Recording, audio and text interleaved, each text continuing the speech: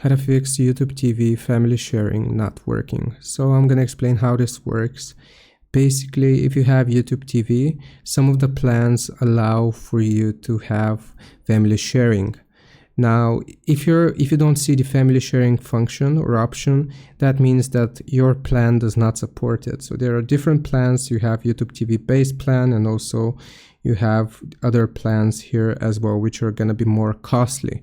If you have a plan that supports family sharing, what you have to do is enable it. I have a video on this on my YouTube channel, but you will send the invitation to your family members' email address.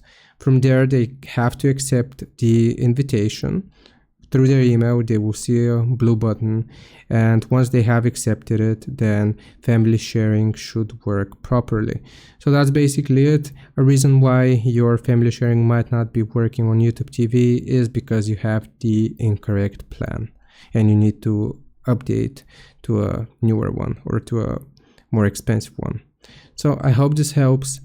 Leave a like and sub. I'll see you next time.